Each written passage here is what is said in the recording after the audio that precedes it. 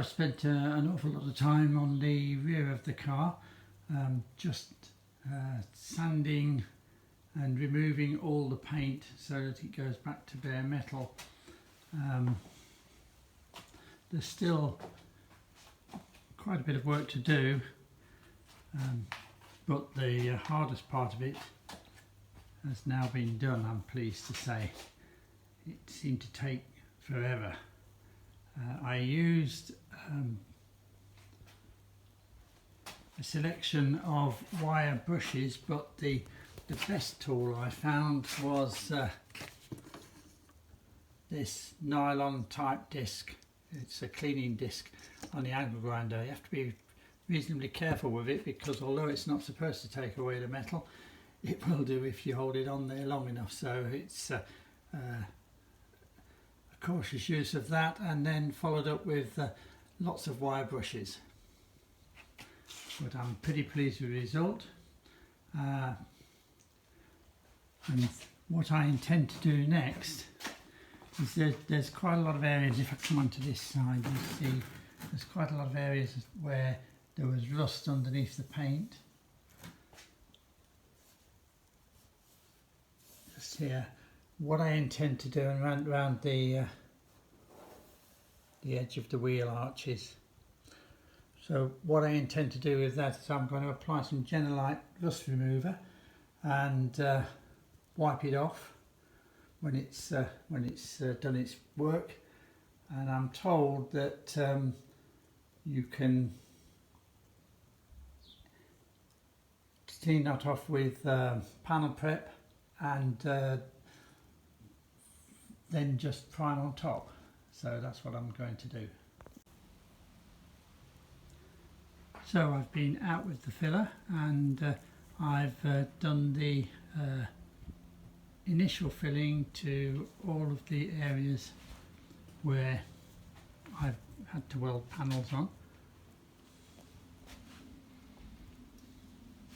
I've also done quite a bit of work on the front wings. You can see I've a little repair I did at the bottom of the passenger side wing. I filled the holes in the mirror, and there was quite a bit of accident damage on the front of this wing, so I've sorted all that out.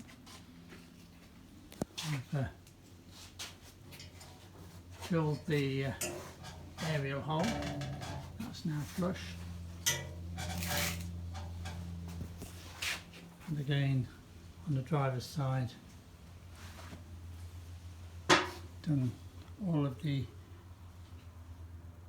initial filling,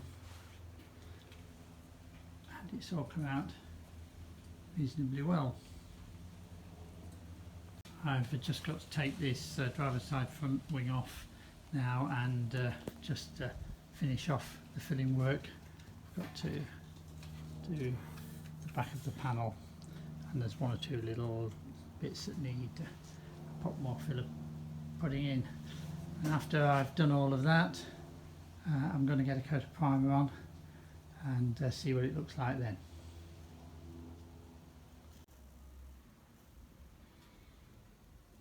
So I've got a coat of etch primer on the car now, and I'm quite pleased with the initial results. It's going to need to do a bit more filling, but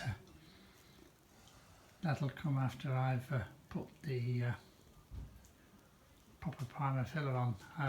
I've gone inside the car and had the seam sealer out, and I've seam sealed all of the seams, and I've also done areas where I've welded.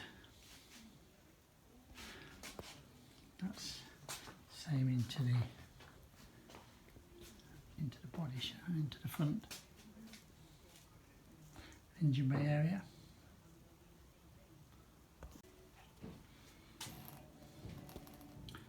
And the boot.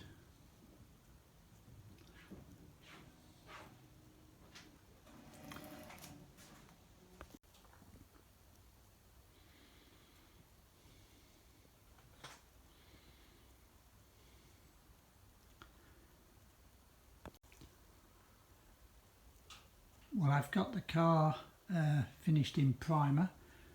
It's got probably about 4 or 5 coats, and I've chased my tail quite a bit to get the panels looking good, but hopefully they're as good as I'm going to get them.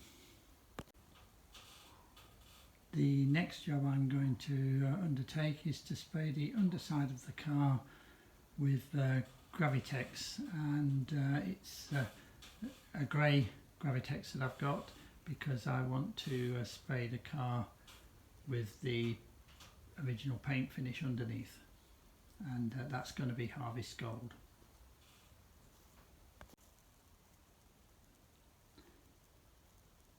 Well, that's the underside of the car all done in stone chip.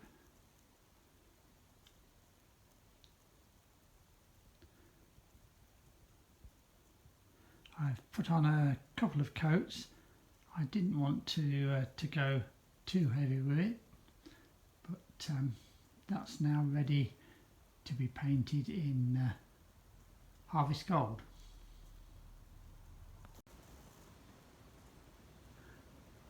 Well, I've at long last got some colour on the car. I've painted the underside straight on top of the stone chip, and I've also done the engine bay and inside the car.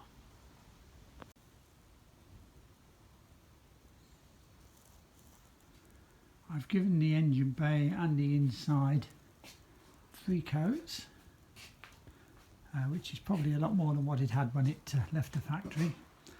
I'm not going to cut it back or do anything else to it. I'm just going to leave it as that.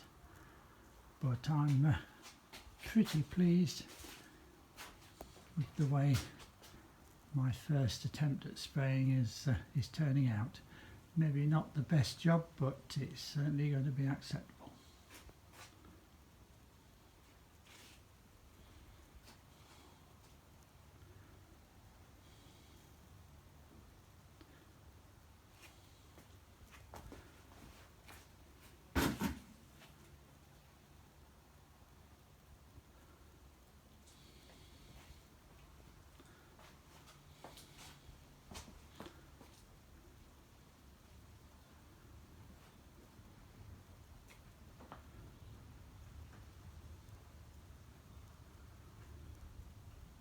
The next job is to spray the outside of the body shell, and I'm going to attempt that in the next couple of days. So this is the outside of the body shell finished now. I've put 7 coats in total, and I've got to say I'm very pleased with the way it's come out. All I've got to do now is to cut it back and polish it, but I'm hoping that the final finish is going to be really good.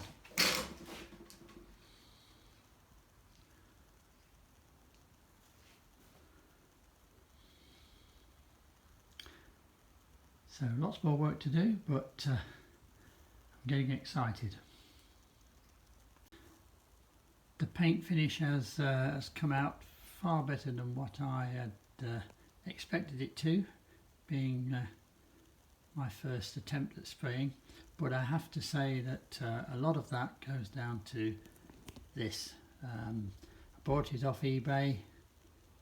It's a US Pro spray gun. It's low volume, low pressure, and I also got a separate pressure gauge and water trap. And I've got to say it's been relatively easy using this gun, far easier than what I thought it was going to be. I set the pressure to 15 psi and played around until I got the spray pattern that I wanted, and then it just put the paint on with no dramas at all. And in all the coats that I've put on, I've only had 2 very small runs. In fact, I don't think they were runs, they were just more sags which just came out no problem at all. So yeah, if you're gonna attempt spraying for the first time, get one of these.